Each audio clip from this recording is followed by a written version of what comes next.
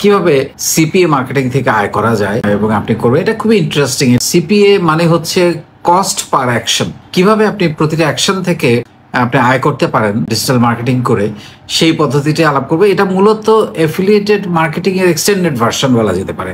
কারণ affiliated marketing এ আপনি আপনার ওয়েবসাইটে অন্যের প্রোডাক্টকে এনে মার্কেটিং করে আপনি পার লিড বা পার অর্ডার আপনি সেলস কমিশন পেতে পারেন। এইখানে আপনি সেল না করেও আপনি ইনকাম করতে পারেন।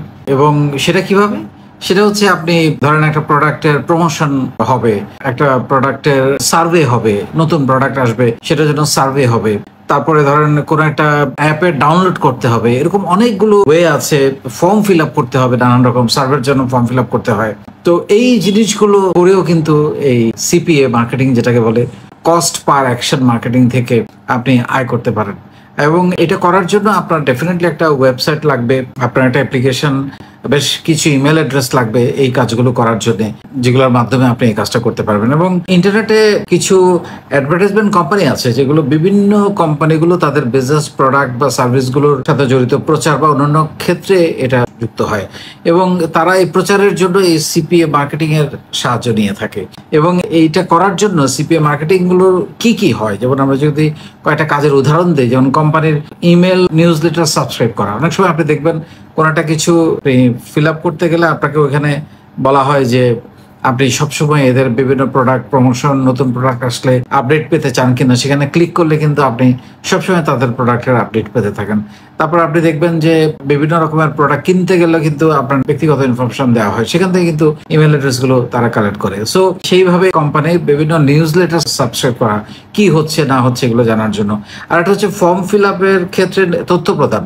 যেমন আপনাকে কোনো একটা সার্ভে করার জন্য একটা ফর্ম ফিল আপ করতে দেওয়া হলো, সেখান থেকে বা কোনো একটা কাজের জন্য ফর্ম ফিল আপ দেওয়া, বা কোনো একটা গবেষণার জন্য ফর্ম ফিল আপ করতে দেওয়া হলো, বা কোনো একটা ইভ্যালুয়েশনের জন্য ফর্ম ফিল আপ করলো, সেখানে আপনি যে তথ্যগুলো দিবেন এই তথ্যগুলো কালেক্ট করাও কিন্তু এই কস্ট পার অ্যাকশন বা সিপিএ মার্কেটিং, কারণ প্রতিটা ফর্মের এগেইনস্টে একটা পেমেন্ট দেওয়া হয়। তারপরে সার্ভে করার জন্য, যেটা একটু আগে বলা হলো, যে কোনো একটা প্রোডাক্টের বা সার্ভিসের লঞ্চ করার জন্য কোনো একটা সার্ভে, বা প্রোডাক্ট লঞ্চ করার পর আফটার সার্ভে হতে পারে, প্রোডাক্টটা কেমন, বা কাস্টমার কেয়ার নিয়ে সার্ভে হতে পারে, নানান রকম সার্ভে হতে পারে। এই সার্ভেগুলোর জন্য কিন্তু এই সিপিএ মার্কেটিংটা বেশ কাজে দেয়। তারপর হচ্ছে সফটওয়্যার অ্যাপ্লিকেশন, এটার ডাউনলোড, কত বেশি ডাউনলোড করা যায় সেটার জন্য কিন্তু সিপিএ মার্কেটিং এর সাহায্য নেওয়া হয় এবং তারা মার্কেটিং করে ডাউনলোডটা তারা বাড়ায়। বিশেষ করে স্টার্ট আপ কোম্পানিগুলোতে বা নতুন কোনো সফটওয়্যার আসলে বা কোনো অ্যাপ্লিকেশন আসলে সেগুলোর ক্ষেত্রে এটা খুবই কাজ লাগে। আরেকটা হচ্ছে লাইভ চ্যাটিং ওয়েবসাইটে রেজিস্টার করানো। লাইভ চ্যাটিং ওয়েবসাইটে রেজিস্টার করানো এটাও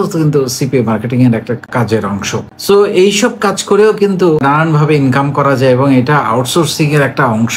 যারা ফ্রিল্যান্সিং করেন, আউটসোর্সিং করেন, বাসায় বসে ল্যাপটপে কম্পিউটারে ডিজিটাল মার্কেটিং করে আয় করতে চান, আউটসোর্সিং করে, ফ্রিল্যান্সিং করে, তাদের জন্য এটা একটা দারুণ ওয়ে ইনকাম করার। আপনার কোনো প্রোডাক্ট দরকার নাই, কোনো সার্ভিস দরকার নাই, শুধু আপনি এই জিনিসটা খুব ভালো জানেন ডিজিটাল মার্কেটিংটা, তাহলেই কিন্তু সিপিএ মার্কেটিং এর মাধ্যমে আপনি কিন্তু আয় করতে পারেন।